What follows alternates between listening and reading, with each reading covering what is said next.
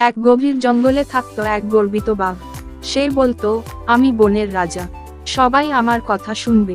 সব প্রাণী তার ভয়ে কাঁপত।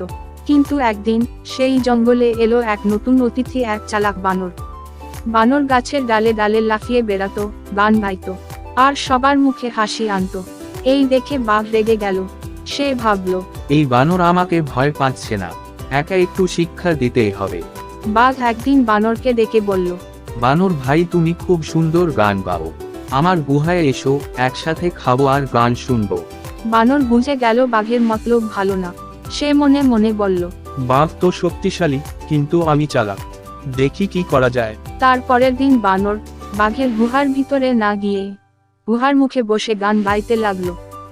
বাঘ মামা খেতে চায়, বানর কিন্তু চালাক ভাই, গুহায় যদি ঢুকে যায় আর পৃথিবী দেখতে না পায়।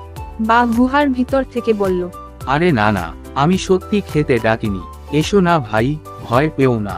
বানর হেসে বলল, তুমি যদি সত্যিই নিরীহ হও, তাহলে বাইরে এসো, আমি তবেই আসব।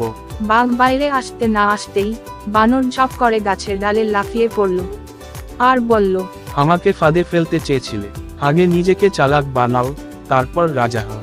সেই দিন থেকে বাঘ আর কারো সঙ্গে চালাকি করতে সাহস পেল না, আর বানর হয়ে উঠল বনের বুদ্ধির রাজার মতো প্রিয় বন্ধু। তাহলে বন্ধুরা, আমরা এই গল্প থেকে কি শিখলাম? শক্তির থেকেও বুদ্ধি বড়।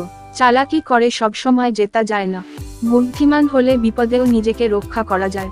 তাহলে বন্ধুরা, এই গল্পটি কেমন লাগলো?